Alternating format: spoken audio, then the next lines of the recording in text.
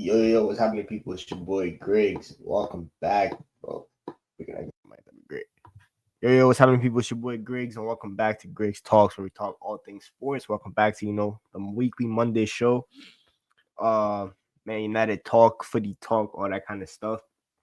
Once you come in here, make sure you like, make sure you share, make sure you subscribe. Obviously, wasn't able to share this video out on Twitter because apparently Twitter is down. So let's see if anyone joins and stuff like that. But yeah, man. It was an interesting 24 hours for Manchester United. United didn't lose all week, which is a positive. Um, and yeah, shout out Lieutenant General JJ, always here first in the building, always show me love. But yeah, man, it was a nice little 24 hours for United. Got a nice result against Arsenal. Got a nice, well-deserved point. A game that you could argue we could have won. And then Sociedad on Thursday, we did a professional job. We didn't lose away in Spain, and now the second leg will be at Old Trafford on Thursday as we hope to progress in the Europa League. And you never know what could happen. Obviously, you win that game, get to the quarterfinals. I think we would probably play Lyon. I think Lyon won the first leg against Bucharest. So, yeah, it's most likely would be Lyon. A little shaky audition at Old Trafford. But, yeah, man. We're going to talk about the United talk. And then after that, we can talk a little bit the Champions League because you know what? It's Monday. Obviously, second leg tomorrow starts with PSG Liverpool, and I wasn't able to talk about that game, but that was one of the greatest performances I've seen from a team that didn't win the match. Like, we all know the term smash and grab and what the term smash and grab means. That was one of the biggest smash and grab victories you'll ever see because that was an obliteration. That wasn't an obliteration because of the final result. But yeah, first and foremost, we talk about United. And I'll talk about the Europa League match a little bit. It's been like 4 or 5 days since then. I thought United did okay. It was kind of an even game. I think a lot of mistakes, especially from the attackers, which is typical. And at Man United at this point, we have shit attackers. I think Garnacho probably should have done better. I thought Xerxes maybe could have done a little bit better. Good goal. Could argue was a goalkeeper, but it was a solid performance from United. It was a kind of a task of just don't lose, and going up and then conceding a pen sucks. And in terms of the pen talk, we all know the UEFA handball rules cooked anyway, so it is what it is. But at the end of the day, you get the result away from home, and then you bring it to Old Trafford. Now you just gotta hope that you take care of business at home. But I thought in terms of when I was watching the game, I thought first half was very, very sloppy. I thought once you brought in made some subs like likes of Casemiro playing more, Bruno Fernandes got on the ball a lot, and yeah, man, I think it's quite obvious. Amram needs to play towards the end of the season. And in my opinion, first because we're talking about the Arsenal game, and I think when I look at yesterday's performance, there were some standout players, right? I'll talk about Bruno a little bit later, Captain Clutch, but someone I got to shout out real quick is Casemiro because we all know we're one of Casemiro's biggest critics. I'm never hesitant to criticize Casemiro when he performs bad, but when he does well, like he did yesterday against Arsenal, you got to be quick to praise him. And the biggest shocker with Casemiro is that we all know Casemiro is washed. Like let's keep it a stack, right? He's not the Casemiro he once was. He's definitely not worth $375,000 a week or pounds, whatever they pay him, and he's clearly on the decline. And we need to move on from him. But what's the saddest thing is that United this summer decided to go address the replacement for Casemiro. They went and signed Manuel Ugarte for 60 mil. We are now in March. Ugarte's played a nice 6-7 months for United. And every time I watch Casemiro play, I feel like Casemiro is just better than Ugarte. And that's not a good thing because we just spent 60 mil on Casemiro's air, and he's not better than washed Casemiro. If it would be different if you spent like millions on a Casemiro replacement and Casemiro was still good, you just got to ease in the replacement. But we need a Casemiro replacement now. We need one. We need an upgrade on him urgently, not in 2-3 years time. We need it now. And Ugarte is not that kind of upgrade. I think for me, when you look at Casemiro, the way that he plays, he's much better than him. The passing that Casemiro brings, and Casemiro is not the greatest of passers, but just the passing range, the willingness to take a risk, the verticality in his passing brings a much needed part of the game to Man United's game because Man United have a very slow buildup. We have lethargic players, and Casemiro brings a little oomph to the game. Same with Bruno Fernandes. That's why you see Bruno Fernandes is the one that's always the hero because he's the one that wants to try something. Even Garnacho, you could argue, even though half the time it's a shit action and a shit result. It's just the intent is there, and when you attack with intent, better things happen. If you attack with no urgency, nothing's gonna happen. What do you think? The other team's just gonna fall asleep and you can finally score a goal? No, bro. You need to attack with intent, and Casemiro brings that at this point in United. And I just think I've it's like beating a dead horse to talk about how bad Ugarte is at this point, right? Because he's just not a good footballer. But I thought Casemiro was really impressive yesterday. JGR in a low block. Yeah, United didn't play the football that Amorim wants to play. He mentioned it yesterday that he does want to bring a different level of football to United than this low block, the block space and just hit people on the counter. He wants to play with the intention to attack. But I thought Casemiro was really, really impressive yesterday.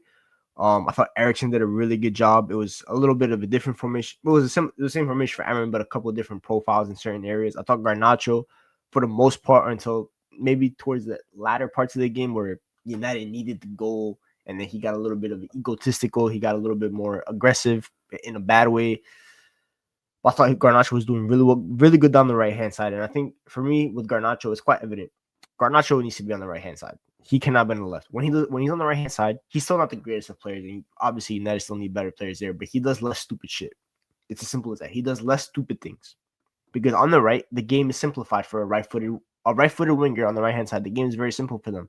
You just go down the byline and you just put the ball in the box. And then whatever happens from there, happens from there. But he did really good yesterday. There was one where he put the ball in the box, it got deflected, and then it fell to Xerxes. Xerxes trying to like backheel it in.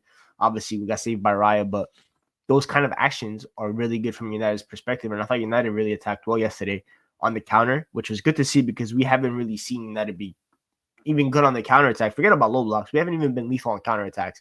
But yesterday, we were really good on counterattacks. Even Diogo Dalot put in a good cross from Mazraoui, which I think Mazraoui should have bagged, but it was a great saved by David Raya. But I thought United really attacked well. That's it. Defensively, we were really solid, which was shocking considering who was that central center back yesterday. But Lindelof did his thing. The Lick did his thing. Aiden Heaven came on for Lenny Yoro, who I think got injured, but he also did his thing. Aiden Heaven's a nice little prospect. Amorim shouted him out after the game. That's a player to watch out for. Only criticism I could maybe have of Amorim yesterday was not bringing Cheeto on and bringing on Højlund. I think Cheeto, considering who the opponent is, how hungry he is, his desire to get a goal, I think yesterday would have been a nice opportunity to put him in there. But maybe he didn't think Cheeto was ready for the task of maybe going up against a Gabriel and Saliba yet. Maybe that's it. Maybe that's his reasoning, which is at that point is fair enough. But yeah, I thought yesterday I think United impressed me. But at the same time, it's kind of a common theme with United under Amorim against the big opponents. We actually look really good because even against Spurs, right? We lost to Spurs, right? That's a big six opponent, but we were the better team that day, right? Man City at the Etihad, we were the better team. We won. Liverpool at Anfield, I thought it was pretty even. Maybe it was a well-deserved point. At the Emirates in the Premier League, I thought we did get outclassed. But then the FA Cup performance, we were really good, and you could argue maybe we were the deserved winners. So there's a common theme there, which is good. Which is obviously a good thing. You want to be able to be a tough. You want to be able to get good results against your big opponents, right? That brings momentum. But at the end of the day, I always say this when it comes to this: you play the likes of Bournemouth, Wolves, Leicester, Southampton. You play those teams way more than you play the Big Six. You only play the Big Six a maximum in the Premier League specifically 10 times a year. You have 38 matches. So that means there's 28 other matches that you're playing against different level of opposition. Where United probably have to be.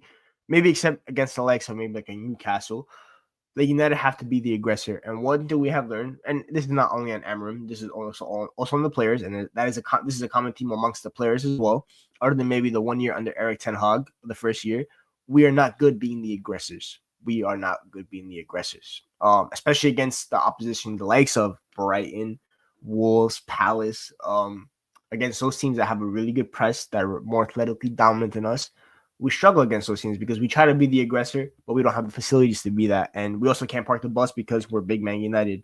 So it's kind of a situation that can only be resolved by better personnel, definitely, and a little bit of a tweak in tactics. I think the personnel is the bigger issue rather than the tactics when it comes to this. And you even saw it against Ipswich when United, I think, probably fielded their most physical lineup. you saw how good we were being the aggressors until we got the red card, of course. But for the most part, we looked really good in that first 40 minutes, and that's the blueprint. And even against European opposition, United physical levels are kind of high compared to other, like for example, Sociedad. Sociedad is a better technical team than us, right? They should be able to play us off the park, but we are actually stronger. We are a much more physical team than them, so we were able to be in open space a lot. What we did in open space was absolutely tragic, but for example, yes, go that. Yeah, obviously there were games where we didn't play on the front foot against big opposition. The same thing, but against I think the thing with ETH was like we were beating any team that was placed like 12th or lower. We were beating. That's the difference, right? Against like Palace, example, we do that game at Selhurst Park, but then we also beat them at Old Trafford. Brentford, we beat at Old Trafford. Fulham, we beat home and I think we beat home and away that year, right?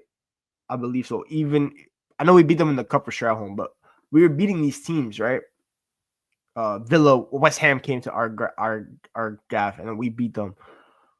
So that's the only time. But other than that, right now, I think it's just personnel. But we'll see what Ineos bring us in the summer. In terms of transfer targets, I think this week the big one was Mateta. There was a lot of sources that kind of said that United are really interested in him. It will cost about 35 to 40 mil. I'm not mad about that signing.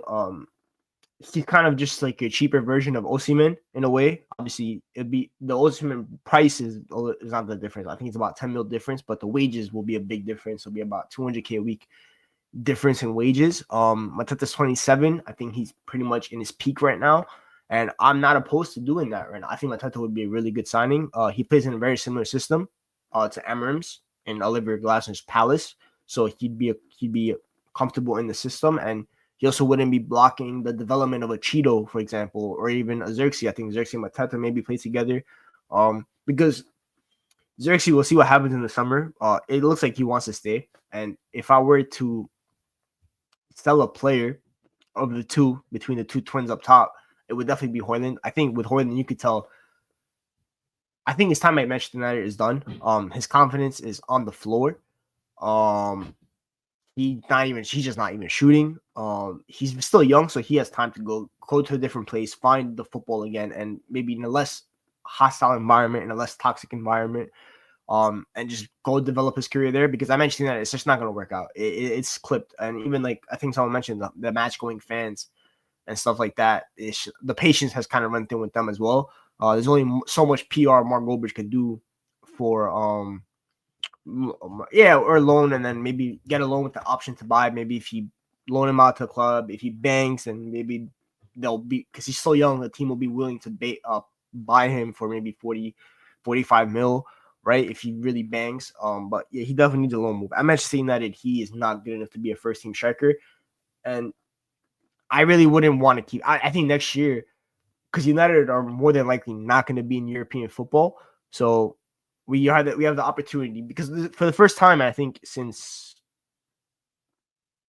would it be Van Gaal's first season, Manchester United will not be in European football unless we win the Europa League. We're not winning the Europa League. So for the first time in basically over a decade, we will not be in European football, and this is the perfect time for United to really trim the squad, to get rid of players. You don't have to have a massive squad.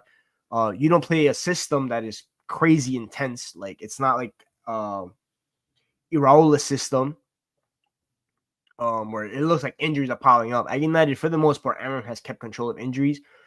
Mainu and Ahmad's injuries were, I don't know what Mainu's injury, but Ahmad's looked like a training injury. Those things happen, but Amram, for the most part, from what I remember in his like coaching, scouting report and stuff like that, he's the type of manager that kind of prevents injuries.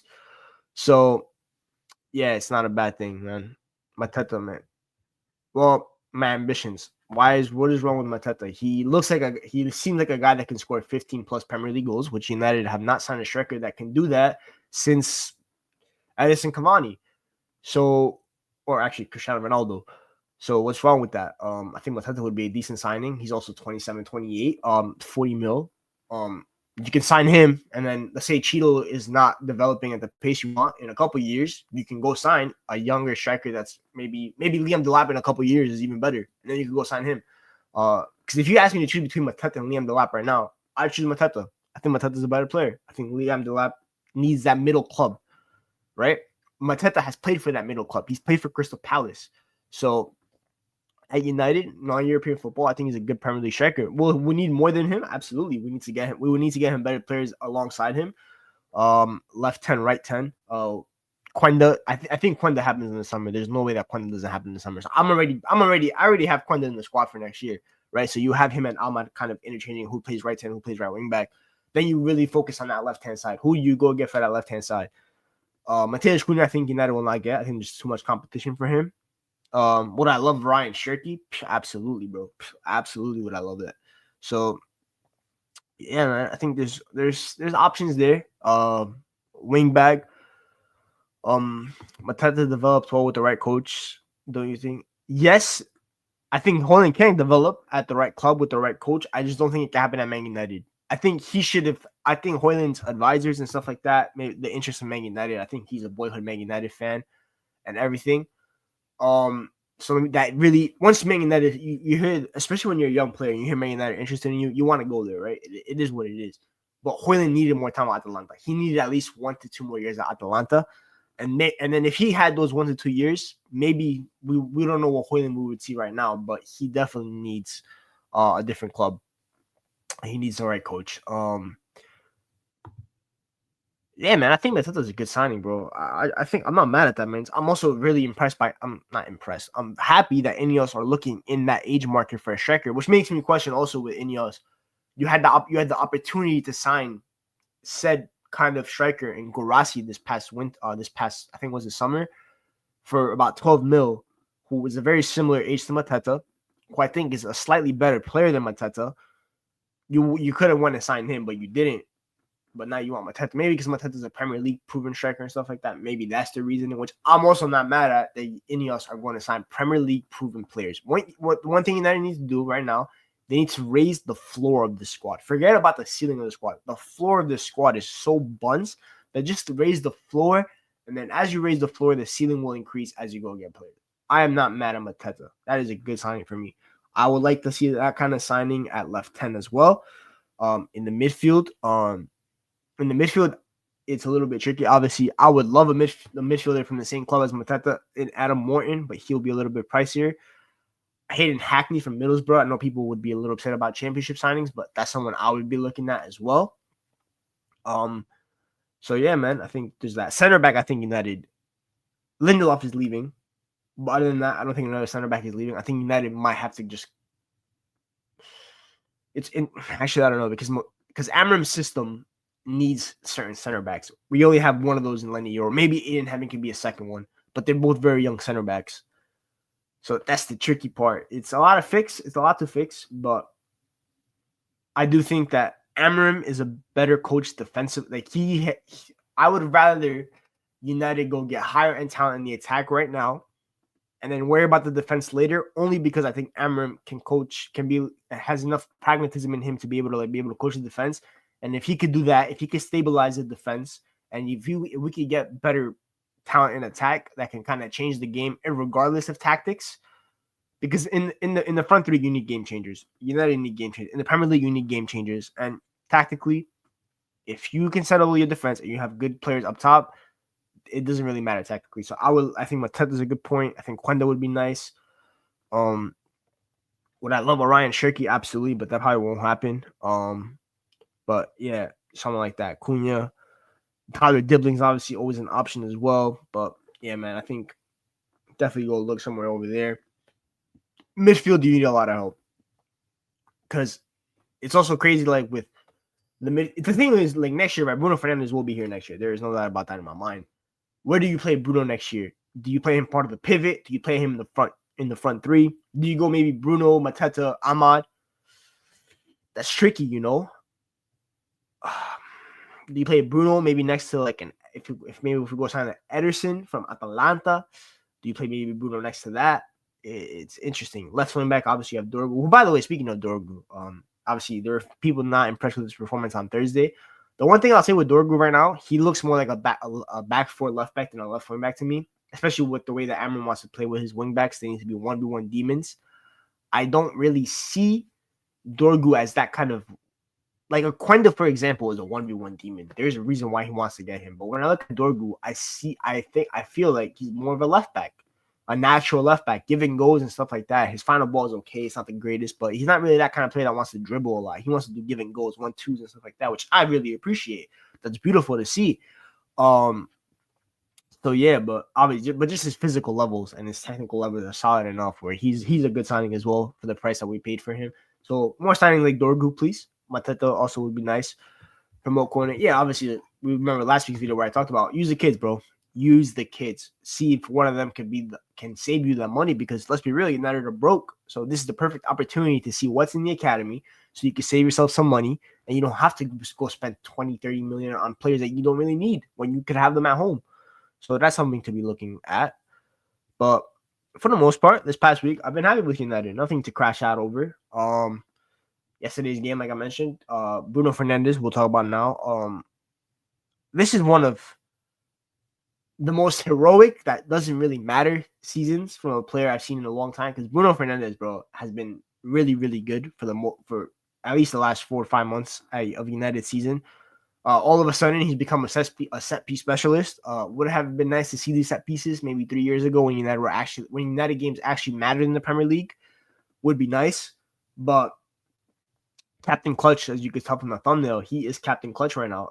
Every single positive thing that happens about Man United, it has Bruno Fernandes' fingerprints all over it.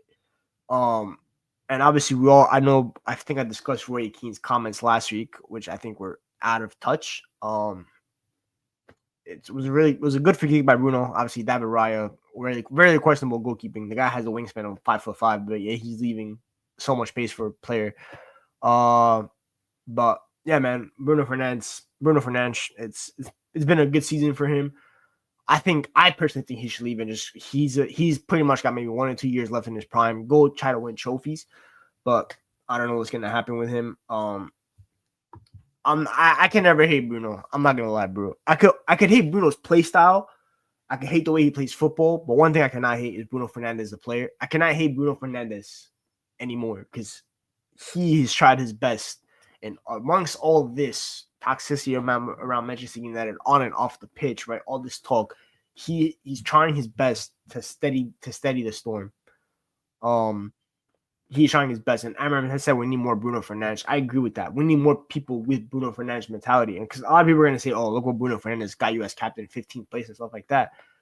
He is the least of Man United's problems. He's not the reason United are 15th because I've seen Bruno Fernandes play in teams that finished second place, that finished third place. So, yeah, man, this is by far the worst. This is the worst Manchester United team, the worst Manchester United team in the modern day era, since at least in the Premier League era, and probably maybe since United got relegated, I think in the early 80s or late 70s.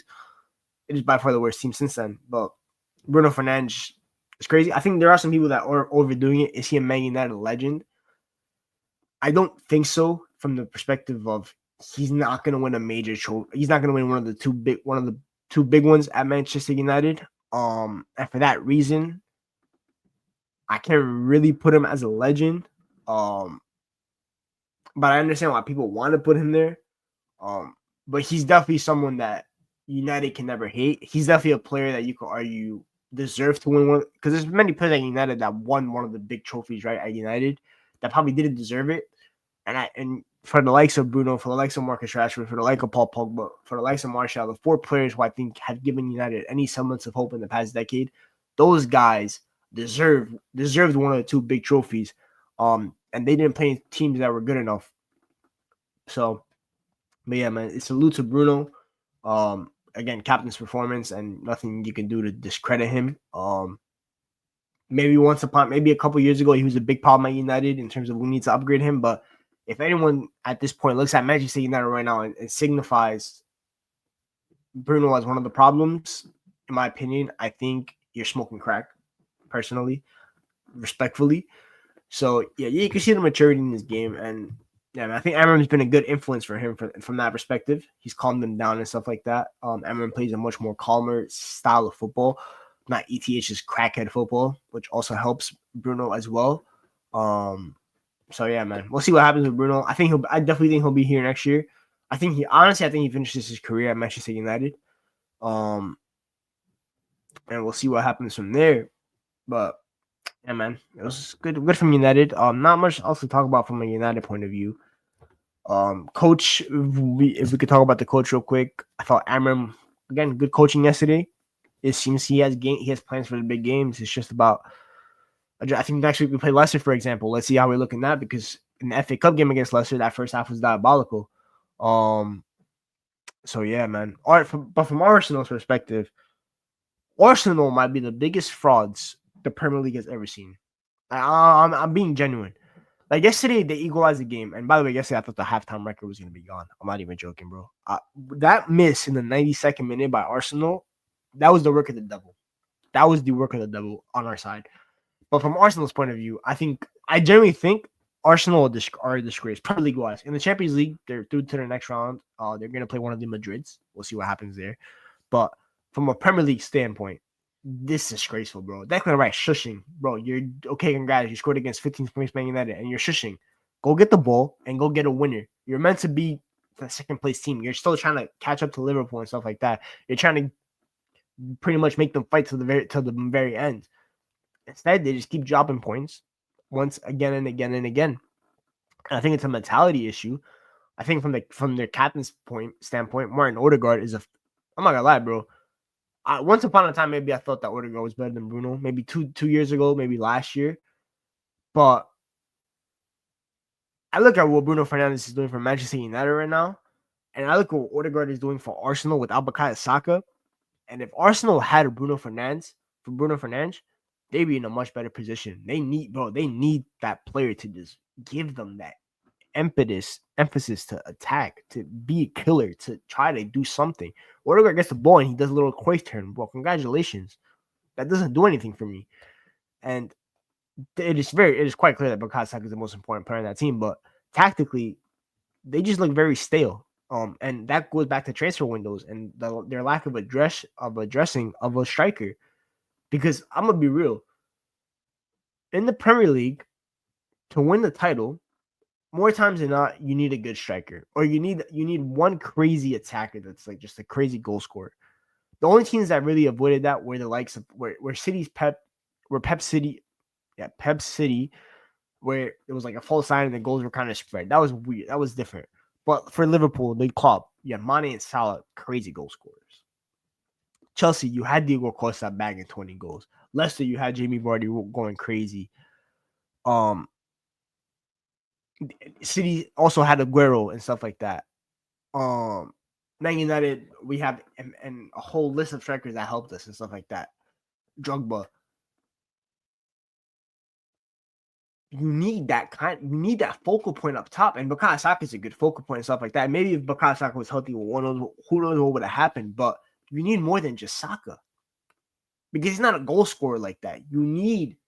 He's more of a creator. You need that focal point up top. They don't have that focal point. And today I read an Athletic article, because they got the new sporting director, the guy from Atletico, Berta.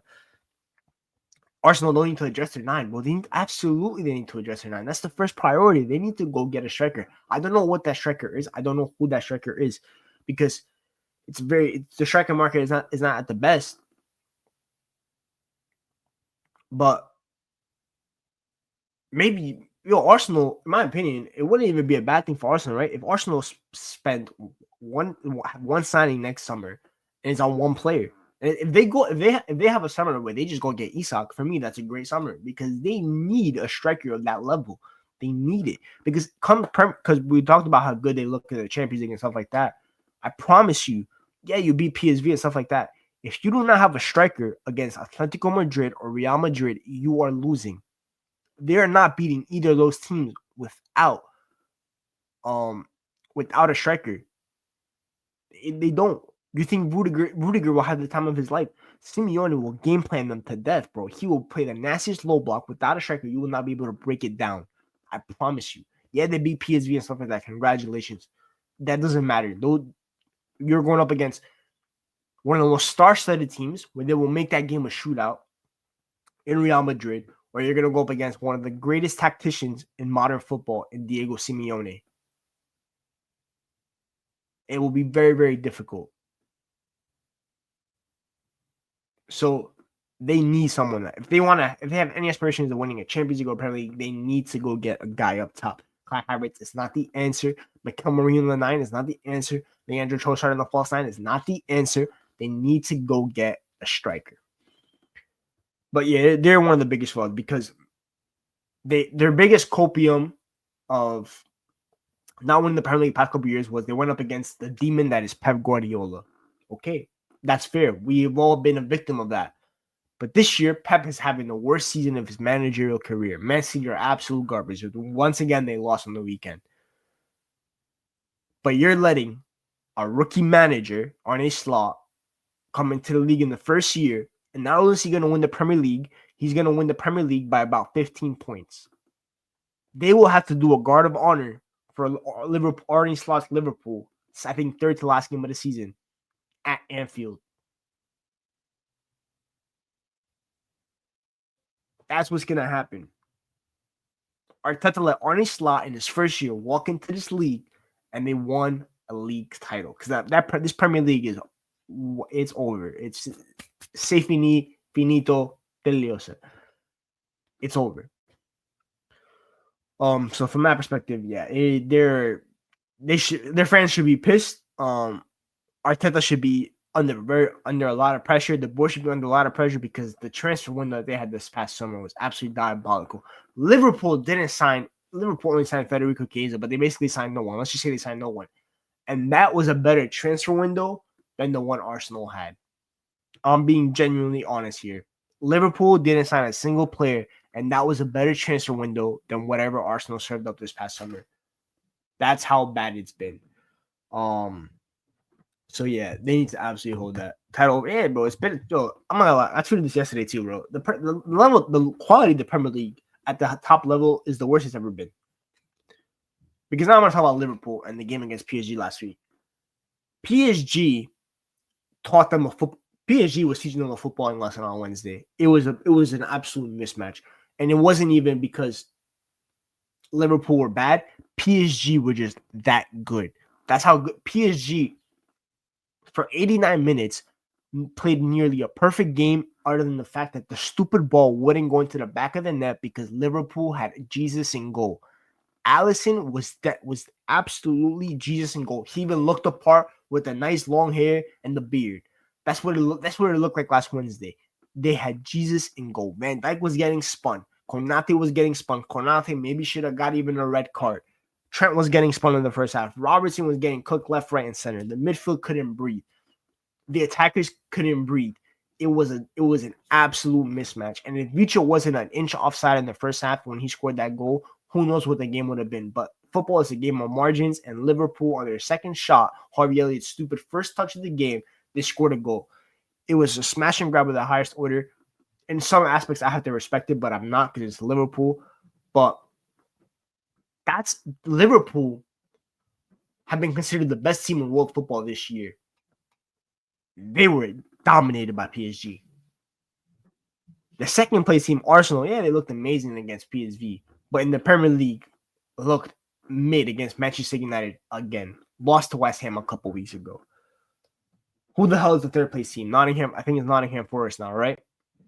They're having a great season. Let's be real. When Nottingham Forest go Champions League next year, they're going to get bounced. They're going to get grouped. That's obvious. In fourth place, we have Chelsea Football Club, who have looked like they've been ass over the past 5 months. Cole Palmer hasn't scored in about 2 months. Yet somehow Chelsea are fourth, and I think they've been mid. And in fifth place, you have the worst Manchester City team probably since the takeover happened. That's a top 5 in your Premier League. It's been ass. Somehow, also somewhere, Manchester United are the last unbeaten team left in Europe, by the way, in European competition, which is absolutely crazy to think about. But that is how bad the top level of the Premier League has been this year. It is the worst, in my opinion, since the Leicester season. I think that was the worst level.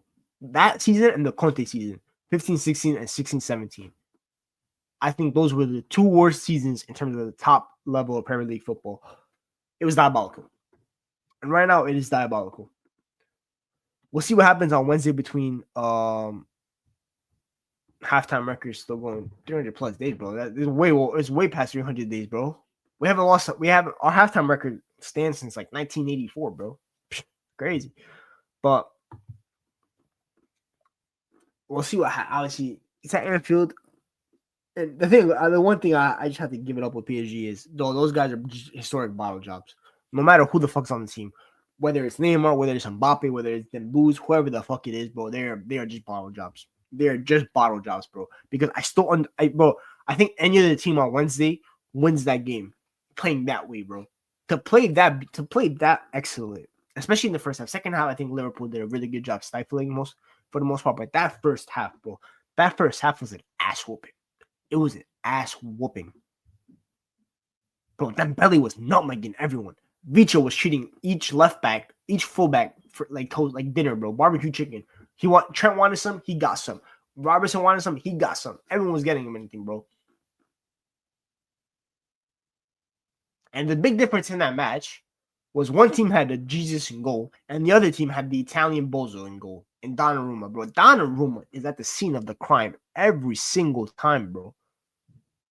He is at the scene of the crime every single time, bro. Every single PSG mistake in the Champions League over the past 4 or 5 years, I promise you, there is two people at the scene of the crime. It is Gianluigi Donnarumma and it is Marquinhos. And Marquinhos was having an excellent game. But once again, when it matters most, he choked. I am so, bro, Donnarumma, bro. For every single time I see that guy in a European competition, I promise you, he just fucks up. Somehow, somebody he'll fuck up. Bro, I was talking about this with Oski, CK, and Omar and stuff like that, bro. When we played them in the Europa League, when we played AC Milan in the Europa League, right? Ahmad scored a no-look backwards header. He lobbed him. And then Pogba beat him near post at the San Siro.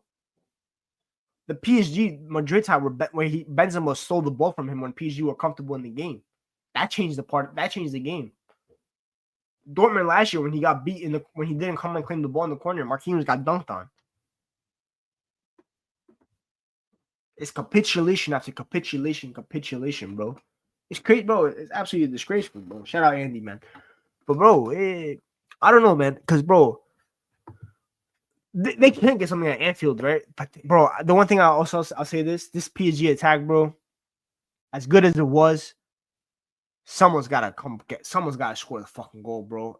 Someone's just gotta fucking slap that ball. I don't know how they're gonna have to do it, bro, because Dembele, first of all, the shooting from Dembele on Wednesday was a disgrace. He was doing everything right, but the shooting was an absolute disgrace. Doué had the one shot that I don't understand how Alisson saved it. Beach's free kick, I don't understand how Alisson saved it. I really don't. But one, you never honestly, bro, who knows what happens, man. Donnarumma or Nana, bro. Doué needs to start. Because the one thing about Doué is the difference between Doué and Barcola. Doué is quicker in his actions. The one thing I noticed in the second half that Arne Slot's Liverpool did really well was they doubled up on the wingers really, really well. And that's because Barcola was delaying the action a lot. Doué is much, much quicker. You saw when Doué got the ball, bro. The dribble, he automatically went. Intent was automatic. I think this is where Doué needs to start. He needs to go Doué, Dembele, Bicha. Donnarumma was one of the craziest goalkeeper prospects, bro. He was touted as because he debuted like at 16, bro. He was crazy. But yeah, man, that was a disgrace. Other Champions League, obviously, Barca beat Benfica because, bro, Alisson had the goalkeeper performance of the freaking shit, bro. But how can I be a content creator if I prefer Onana over Donnarumma? Because I think Donnarumma is one of the most overrated goalkeepers in football history. Not in football right now, in footballing history, Donnarumma is one of the most overrated goalkeepers in footballing history. I have never seen a goalkeeper make that many mistakes at the top level, bro. And I don't care about the stupid Euros that he had where he saved a bunch of pens. Congratulations, bro. He's LeBron James' height. I would hope he saved some stupid pens. He's shit. He's a shit shot stopper. He can't play with the ball at his feet. He's terrible at claiming crosses when he's 6'8". He's buns, bro. He's buns. He's not good.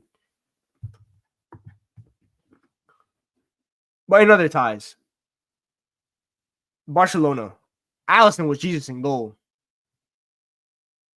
Then what the hell was Chesney? because Szczesny just had just as good as a performance, and he had 10 men.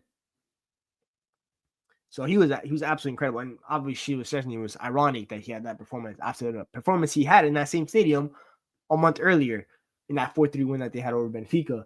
Kubarsi got a red, and then Rafinha stepped up. And it was what a performance from what a goal by Rafinha. When they needed him most, once again he stepped up. Unlike certain other Ballon d'Or contenders that played on Wednesday, but yeah, that was good from him. Inter beat Fire. Who the fuck cares? Madrid derby.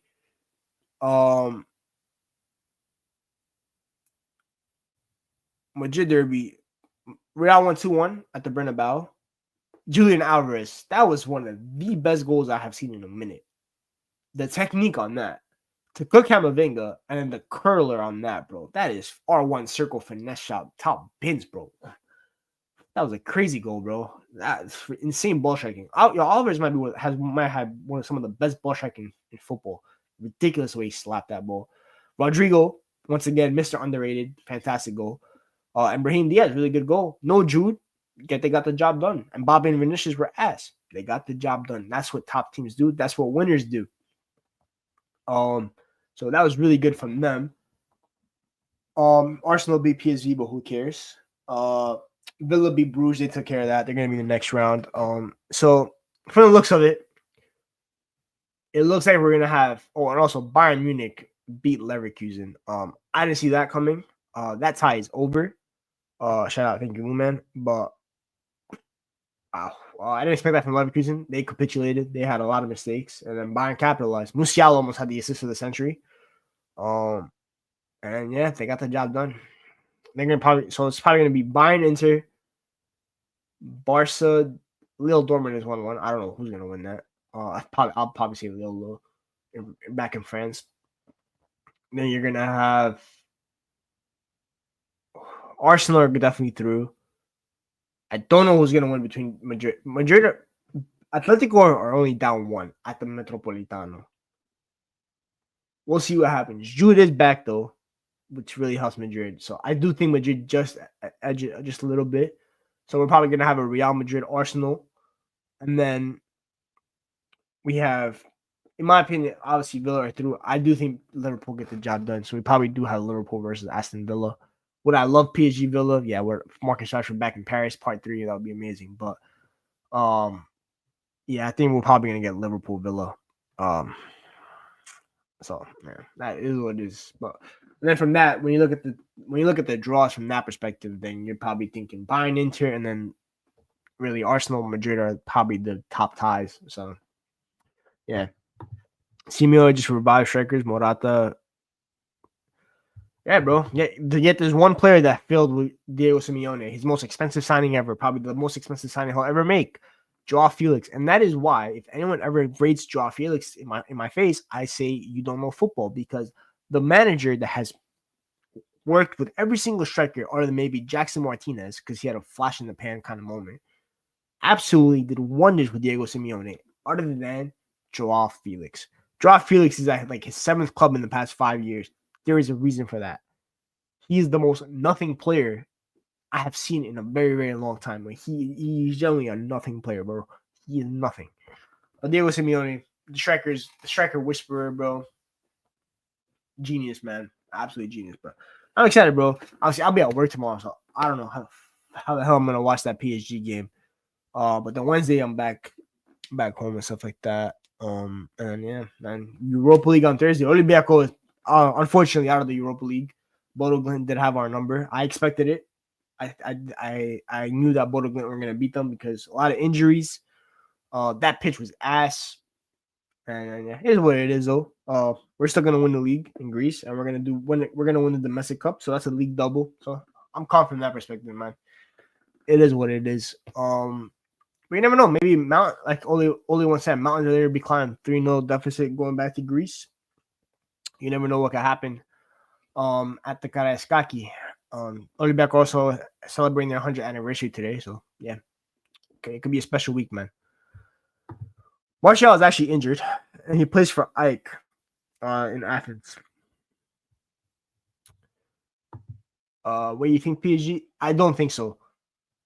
The one thing I'll give credit to Liverpool is their defenses. Bro, it's hard enough getting past Van Dijk and Konate, right? But you get past them, and then you have that guy in goal.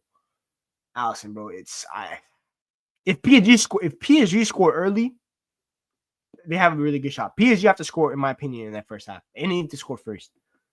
If they don't, I think it's game over.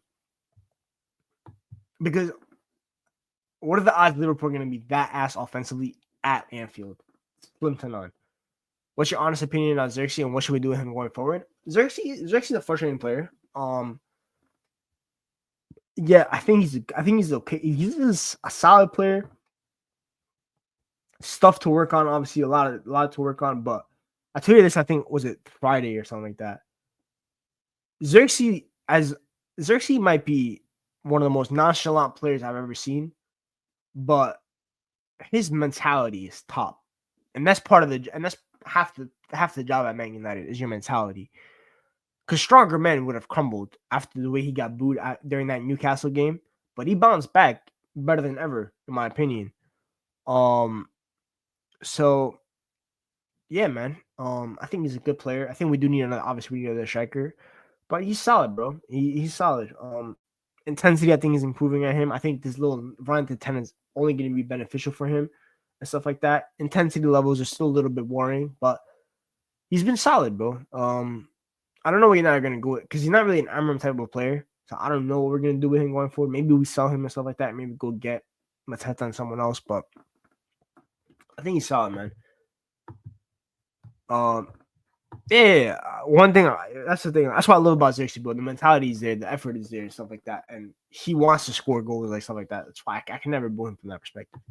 Yeah, but the sick talk from PSG was serious, so we'll see if they back it up and stuff like that. But they have the squad to do it. They have the manager to do it, Luis Enrique. I actually have to apologize to Luis Enrique, bro. What a guy, bro. What a coaching job he did on Wednesday.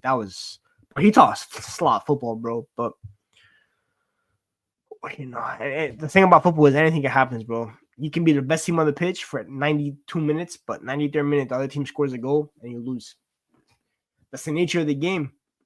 It's a game that anything can happen, but man, shout out to Luis Enrique for that performance. I have to give him his credit. So yeah, we'll see what happens in Champions League this week. It's gonna be a special week, man.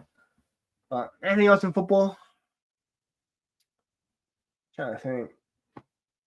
Not really much else, man. Sports hype though, but yeah, man. United didn't piss me off, bro. United didn't piss me off. That's a good thing, bro. That's one week and maybe out of the 53, 54 52 weeks in a year. United finally found the 1 year to not piss me off. And I honestly, they lost to AZ. I saw that. I didn't watch yesterday's game against Bournemouth, obviously. Spurs are just stuck in La La Land. I'm not gonna lie, bro. I don't know what they're gonna do. They have some nice players. I don't know if they sack Andrew or not. I think if they lose to AZ, he gets sacked. I would sack him if he loses to AZ. I'm not gonna lie. I think it's a little bit of both. It's kind of similar to United, but I think more. I think Ange just. I don't know, man. I honestly don't know, bro. I really don't. When you talk hoops and fuck Knicks hype, bro, I don't know. Honestly, bro, I want the Knicks season to be over, bro. I don't want to watch the Knicks play basketball. They depress me. Jalen Brunson's injured, so that even motivates me less to watch the team. Cat is injured and going through personal problems, and I got Draymond Green saying that he's ducking Jimmy Butler because Cat's girlfriend's like best friend died of cancer or something like that. Bro, basketball hype, Knicks hype, bro. I don't want to talk about the Knicks, bro. They are flash track bullies. You're absolutely correct. I don't even care, bro. The season's over for me. I miss Dante DiVincenzo every single day of the month, every single day of the week, bro. 365 days a year, I will miss Dante DiVincenzo. I miss Isaiah Hartenstein. I miss my dogs, bro. I even miss Julius Randle at this point. Honestly, I'm a Timberwolves fan, bro. Dante and Ant, go win me a chip, bro. I've had enough, bro. Maybe. I don't even know, man. I don't even fucking know, bro. I don't know how, bro. This Knicks team without Brunson might be playing, bro. I don't know. I really don't know how this, bro. This team is ass, man. I don't understand how you can construct a roster where you only have one ball handler. I don't get it. I really don't. I was eating, bro. And then I saw them play the top teams in the league about 5 times in a month, and they got whooped every single time, bro. That to me is a fraudulent team. But you know what's baseball starts in less than 3 weeks. Juan Soto is a New York Met. Beers at Citi Field are $5 on Tuesday nights. I will be there. Baseball to the moon, bro. WWE, man, where Staffy's not here anymore, bro. Monday Night Raw. I'll be there tonight, bro. It's all I got, bro. That's all I got, man. Giants might sign there, bro. I hate, bro. The fact that United aren't even my biggest problem anymore. Now it's the Knicks, bro. I can't do nothing, bro. It's one day it's this, the other day it's that, bro. Me and Staff, we talked about joining a pottery club, bro. At this point, that's what we're gonna do, man. We're gonna go do some pottery, bro. Shout out, that was for you, Benny, bro. Shout out, Juan. You're the only one here that watches baseball, man. Shout out Juan Soto, bro. Rick Talks might have to be a baseball channel soon, man. Clip, bro. Just clip. But yeah, that's pretty much it, guys. Shout out all you people. JJ, always shout out JJ, Andy, Ben who came through last minute, Mustafa, J-Dog, Simon, Blue Man, everyone else. Nah, that's pretty much it. Staffy, obviously, but Staffy hype. Don't mind me.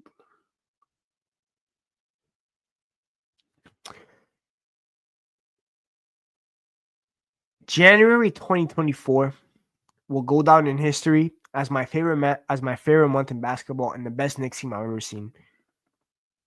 My starting five of Brunson, Dante, OG, Randall, Hartenstein. That was the best love, bro. That was peak basketball for me, man. I'll cherish it to my grave. January 2024 Knicks. You will never be forgotten. I promise you, you will never be forgotten. You will always be famous in the Grace household, man. My favorite WWE wrestler of all time is John Cena. And we will be there for the heel turn. I'm rooting for John Cena. If I have to turn heel, I will turn heel as well. Cody Rhodes hype. We will be there, man. We will be there. WWE is probably the second best thing going for me right now, man. Proper Steve Cohen, bro. Proper owner. Any else can take some hints. But they don't got the facilities for that. My owner, man. My owner. But yeah. Pretty much it, guys. Enjoy, y'all. Yeah, I know the drill. Every single Monday we will be here. I think next week international break starts, which is interesting. I will not be here for the Greece-Scotland playoff matches. I will be at work, unfortunately, which sucks. But yeah, man. I'll catch you guys next week. Maybe something happens over the next 24 to 48 hours. We do something on Wednesday for Champions League and stuff like that. But other than that, y'all know. I'll catch you. Stone Cold or The Rock. I'm not going to lie. Because of the past 12 months, I'm going to go The Rock. Because this final ball shit has been kind of really cold. So, yeah, man. I'm going to have to go The Rock. Give it up, JJ. I'm hype, bro. Probably his hat trick, man. I got something for them. But yeah, man. If not, I don't catch you guys Wednesday. Obviously, next Monday. Hopefully, United advance in the Europa League and stuff like that. And then we go from there. And then, yeah. I'll catch you guys next week, most likely. Enjoy your day. Enjoy UCL football this week. Don't let United depress you. If you watch basketball, don't let your basketball team depress you. If you watch NFL free agency, I think started today, don't let them depress you. Don't let sports depress you. If you live in the East Coast, it's 60 degrees outside. It's sunny. If you live in England, you're probably depressed because of the weather, but it's okay. Enjoy your day, guys. Have a nice one. Goodbye.